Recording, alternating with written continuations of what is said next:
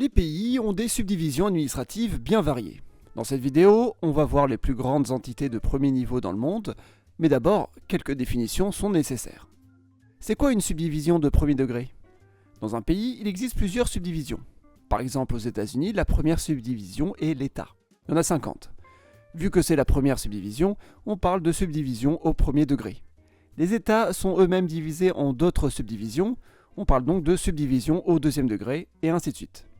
Dans ce classement, je parlerai exclusivement de subdivisions au premier degré. Je ne prendrai pas en compte ce qu'on appelle des divisions statistiques, qui sont des divisions de territoires officiels conçues pour faire des statistiques, comme par exemple au Brésil où on regroupe plusieurs États dans de grandes régions statistiques. Ces divisions statistiques n'ont aucun statut politique. Deuxième point important, je ne parlerai pas de dépendance. Le Groenland est une dépendance du Danemark. Dans les faits, on pourrait dire que c'est une subdivision de premier degré du Danemark, mais par son isolement et son autonomie, je préfère considérer le Groenland comme un territoire dépendant plutôt qu'une véritable subdivision. Eh bien c'est parti, on va voir les plus grandes entités au monde, mais avant de voir le top 10, j'aimerais jeter un œil dans quelques entités provenant de certains pays n'étant pas dans le top 10. Oblys de Karaganda. L'oblys de Karaganda compte 428 000 km², la plus grande du Kazakhstan, pour à peine 1,3 million d'habitants. C'est surtout un territoire avec une ville au milieu, Karaganda, et rien autour. Gouvernorat de la Nouvelle-Vallée. Le gouvernorat de la Nouvelle-Vallée est une région désertique en Égypte. Le territoire compte 440 000 km² pour seulement 260 000 habitants. Il comprend pratiquement la moitié du pays et est lié à un grand projet, celui de construire une nouvelle vallée du Nil dans la région, pour pouvoir augmenter les zones cultivables et rendre vivable la région. Région de Taoudéni. La région de Taoudéni au Mali a succédé à celle de Tombouctou qui était encore plus grande. Mais avec la guerre, cette nouvelle région n'a jamais vraiment pu contrôler réellement son territoire. La région de Tombouctou, à l'origine, comptait 498 000 km². Al-Koufra. Al-Koufra est le plus gros district de Libye. C'est un morceau de désert. Comme on en a l'habitude, 50 000 habitants sur 480 000 km², la densité y est très faible. Wilaya de Tamanrasset. La wilaya de Tamanrasset est au sud de l'Algérie, en plein dans le désert. 557 000 km² pour 115 000 habitants. Sa capitale est Tamanrasset, qui est une véritable ville perdue au milieu du Sahara. Agadez. La région d'Agadez couvre toute la moitié nord et désertique du Niger. 667 000 km² pour un demi-million d'habitants. H-Sharqiya. La Sharqiya, ou la province orientale, est la plus grande d'Arabie Saoudite. Et là encore, c'est du désert. Elle compte tout de même 4 millions d'habitants pour 672 000 km². Et c'est là qu'on trouve le pétrole. Maintenant qu'on a vu quelques régions pour l'exemple, on va passer directement au top 10. Numéro 10, territoire du Nord. Le territoire du Nord en Australie est un territoire très peu peuplé. 250 000 habitants sur 1,4 million de km². Et c'est surtout du désert. Il y a deux villes intéressantes dans ce territoire. Au nord, c'est Darwin, la capitale. On peut dire que presque toute la population est concentrée dans cette agglomération. Au centre, on trouve Alice Springs, la ville la plus au centre de l'Australie. Elle compte 25 000 habitants, et c'est fascinant de voir une ville vraiment perdue au milieu de nulle part. On peut d'ailleurs se demander quel lien il y a entre les deux principales villes du territoire, vu leur distance. Il y a la Swart Highway, qui est la route qui relie du nord au sud le territoire en passant par ces deux villes. Numéro 9, Québec. Le Québec est la plus grande province du Canada. Cette province fait 1,5 million de km² pour 8 millions d'habitants. Contrairement au territoire du Nord, précédemment cité, qui était un simple territoire tout carré rempli de désert, le Québec est une véritable nation. Il existe une culture qui lui est propre et qui ne se limite pas à une simple division administrative. Le Québec a comme particularité d'avoir le français comme unique langue officielle au sein du Canada, qui est un pays plutôt anglophone. La moitié de la population de cette province vit dans l'agglomération de Montréal, et Québec est la deuxième agglomération et capitale. Et pratiquement toute la population de la province vit au sud entre ces deux grandes villes. Par sa taille et sa population, le Québec fonctionne comme un petit pays. Il existe un mouvement indépendantiste assez important et 2 fois, en 1980 et 1995, un référendum pour son indépendance a eu lieu sans succès. Numéro 8, Amazonas. L'Amazonas est le plus grand état du Brésil. Il compte 1,5 million de km² pour 4 millions d'habitants. La moitié de la population vit dans l'agglomération de Manaus, une grande ville perdue au milieu de la jungle amazonienne. Cet État est vraiment isolé, en plein dans la forêt et est dépendant du fleuve Amazone qui relie les principales villes.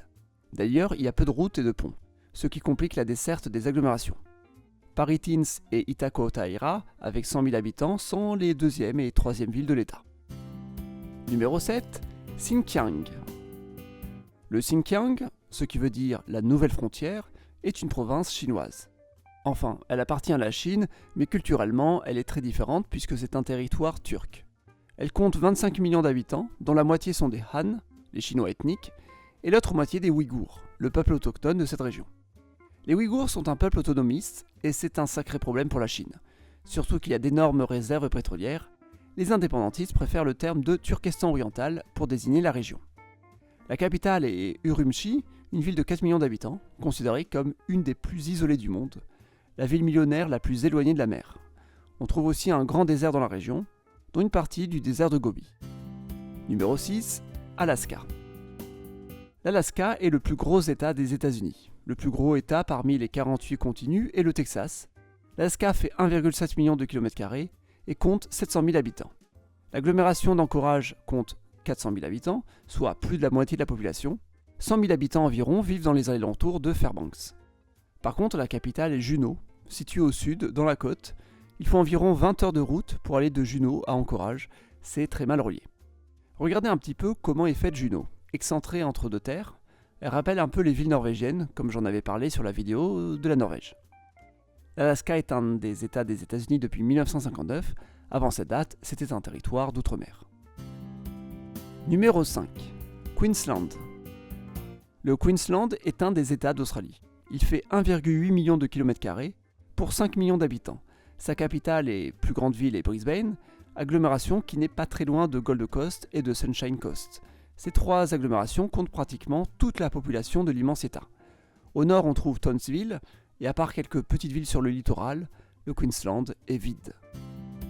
Numéro 4, Nunavut. Le Nunavut n'est pas une province du Canada, mais un territoire. C'est la plus grande division de premier degré du Canada.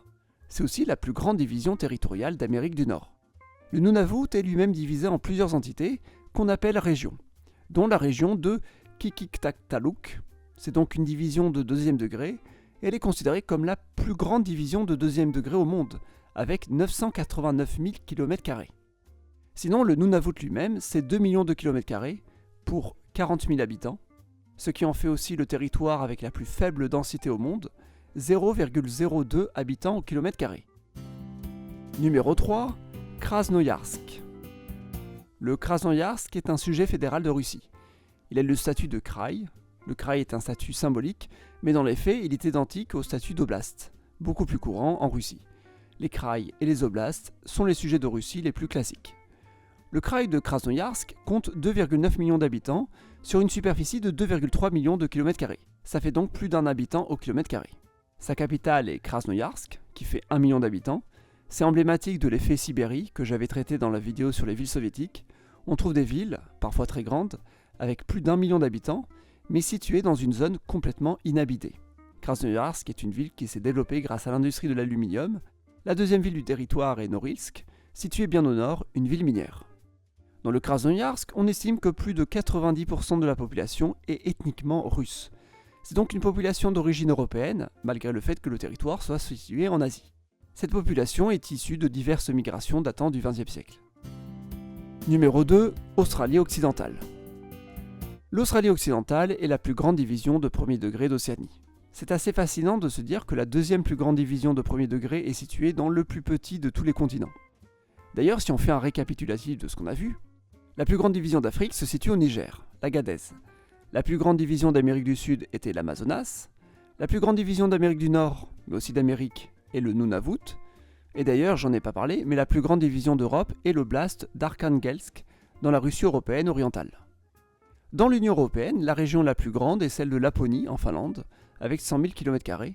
C'était peut-être même la plus grande région de toute l'Europe, en dehors de Russie. Mais revenons à notre chère Australie occidentale.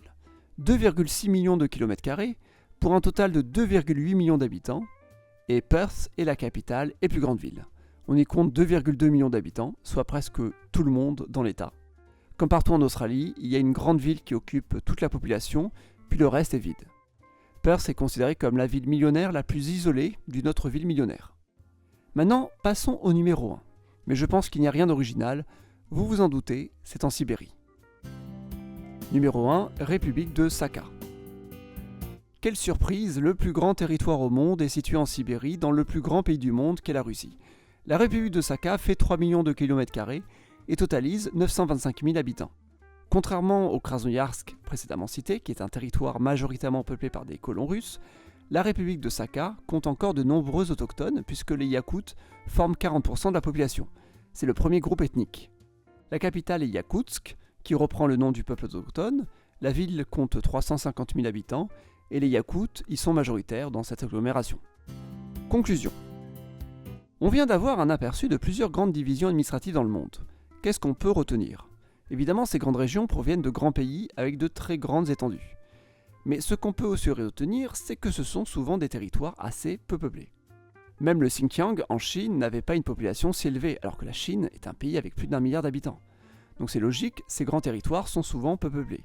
Il y a tellement peu d'habitants qu'on est obligé de faire des territoires gigantesques pour qu'ils soient assez peuplés pour être administrés. Cependant, il y a un autre point sur lequel je veux me tourner. Tous ces territoires sont des territoires qui ont subi la colonisation d'une manière ou d'une autre. L'Alaska, par exemple, est une terre vierge, actuellement colonisée par les États-Unis, qui font tout pour augmenter sa population. Depuis la Seconde Guerre mondiale, sa population a été multipliée par 10. On estime que la moitié de la population de l'Alaska est née dans un autre État des États-Unis. Même l'Amazonas, qui est un symbole de la politique des fronts pionniers au Brésil, ce pays cherche à rendre utiles ses nombreux territoires dans la jungle. Même le Nunavut est encore une colonie, appartenant au Canada qu'elle utilise pour ses ressources, tout en essayant de garantir une certaine autonomie pour les peuples autochtones. Et ce discours est le même pour le Krasnoïarsk en Russie. Avec 25 millions d'habitants, le Xinjiang est le territoire le plus peuplé que j'ai cité. Mais lui aussi connaît une forte colonisation vu que la moitié de la population est originaire des provinces orientales de la Chine. Ce territoire subit ce qu'on appelle une sinisation. On le transforme en un territoire chinois, comme les autres, en dépit des cultures locales. En bref, même si la colonisation semble avoir disparu, elle continue d'exister à partir de grands territoires vierges contrôlés par certains pays. Et ces derniers chercheront toujours à dominer ces territoires en tentant de les peupler ou d'en utiliser les ressources. Que ce soit dans le Sahara algérien ou dans l'Arabie saoudite orientale, que ce soit dans la jungle brésilienne ou le Grand Nord canadien, que ce soit dans les steppes russes ou l'arrière-pays australien. Merci d'avoir regardé la vidéo jusqu'au bout. Je parlerai à l'avenir de certains de ces territoires au sein de leur pays. Si la vidéo vous a plu, mettez un pouce bleu ou abonnez-vous pour soutenir la chaîne. Merci et à jeudi.